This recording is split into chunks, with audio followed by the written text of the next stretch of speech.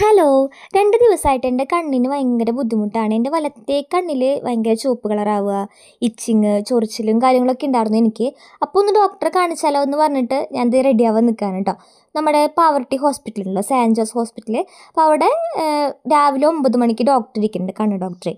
അപ്പോൾ ആളൊന്ന് കാണിച്ചിട്ട് വരല്ലോ എന്ന് പറഞ്ഞിട്ട് ഞാൻ റെഡി ആയിക്കൊണ്ടിരിക്കുകയാണ്. ഞാൻ ദേ കുളിച്ച് കഴിഞ്ഞിട്ട് ഞാൻ വീണ്ടും നോക്കാണ്ട് കണ്ണിൽ എന്തെങ്കിലും മാറ്റം ഉണ്ടോയെന്ന്. അപ്പോൾ ആ ചുവപ്പ് കളർ കുറച്ചധികമായിട്ട് കുറഞ്ഞിട്ടുണ്ട്.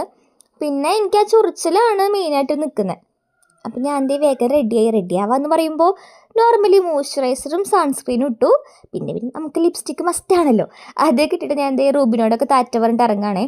മഴയായ കാരണം ഭയങ്കര ശ്രദ്ധിച്ചിട്ടാണ് കേട്ടോ ഞാൻ വീട്ടിൽ നിന്ന് ഇറങ്ങണേ. കാരണം വീടിൻ്റെ താഴേക്കൊരു കുത്തനെ ഒരു ഇറക്കം പോലെയാണ്. അപ്പോൾ അവിടെ നമ്മൾ കട്ട വിരിച്ചിട്ടുണ്ട്, അതുകൊണ്ട് നല്ല വഴുക്കലും കാര്യങ്ങളുണ്ട് കേട്ടോ. അപ്പം ഞാനും അമ്മയും കൂടിയിട്ടാണ് ഇന്ന് ഹോസ്പിറ്റലിലേക്ക് പോണേ. അപ്പം നമ്മുടെ ഈ റൂട്ട്, താണവീതി റൂട്ടിൽ ഈ 9 മണിക്ക് മുല്ലശ്ശേരിക്ക് ഇങ്ങനെ ബസ് ഉണ്ടാവാറില്ല. അപ്പോൾ അച്ഛൻ ഞങ്ങളവിടെ കൊണ്ടാക്കിയിട്ട് ഞങ്ങളിതേ ബസ്സിലാണ് കേട്ടോ പാവർട്ടിക്ക് എത്തിയത്. നല്ല തിരക്കായിരുന്നു ബസ്സിൽ. കാരണം ഈ ഒരു 9-9:15 ടൈം എന്ന് പറയുമ്പോൾ സ്കൂൾ കുട്ടികളുടെ ഒക്കെ ഒരു റഷുള്ള ടൈമല്ലേ. അപ്പോൾ നല്ല തിരക്കായിരുന്നു. ഞങ്ങളുടെ ഹോസ്പിറ്റലിൽ എത്തിയിട്ട് ടോക്കണും കാര്യങ്ങളൊക്കെ എടുത്തു കേട്ടോ. അപ്പോൾ ഓൾറെഡി നമ്മൾ ബുക്ക് ചെയ്തിട്ടുള്ള കാരണം നമുക്ക് അധികം ക്യൂ നിൽക്കേണ്ടിയൊന്നും വന്നില്ല. വേഗം നമ്മൾ OP ടിക്കറ്റൊക്കെ കിട്ടി കേട്ടോ. അപ്പോൾ ടോക്കൺ നമ്പർ 8 ആയിരുന്നു നമ്മുടെ. അപ്പോൾ ഞങ്ങൾ ഇങ്ങനെ കാത്തിരിക്കാൻ ഡോക്ടർക്ക് വേണ്ടിയിട്ട്. നമ്മൾ ഡോക്ടർ ഗീത ഡോക്ടറെയാണ് കേട്ടോ നമ്മൾ കാണിച്ചിട്ടുണ്ടായിരുന്നത്.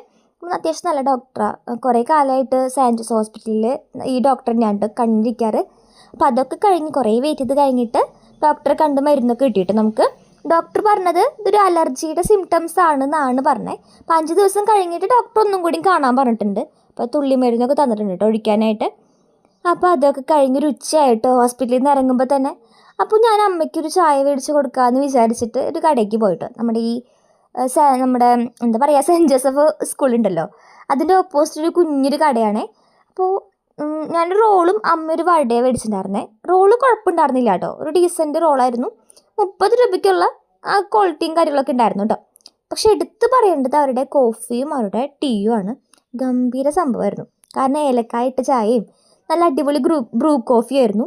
നല്ല സെറ്റായിരുന്നു കേട്ടോ. കാരണം രാവിലെ ഞങ്ങളൊന്നും കഴിച്ചിട്ടുണ്ടായിരുന്നില്ല. അപ്പോൾ ഞങ്ങളുടെ ഒരു മൂഡൊന്ന് എലവേറ്റ് ചെയ്തത് ഈ ഒരു ചായയും ഈ ഒരു കോഫിയായിരുന്നു കേട്ടോ. അപ്പോൾ നല്ല രസമുണ്ട്. കാരണം ഞാനിത് ഒരു സിപ്പ് എടുത്ത് കുടിച്ചപ്പോഴേക്കും ഞാൻ അമ്മോട് പറയുന്നുണ്ട് നല്ല രസമുണ്ട്, അടിപൊളിയായിട്ടുണ്ടെന്ന്. അപ്പോൾ അത്രയുള്ള ഗായ്സ്. Okay, by.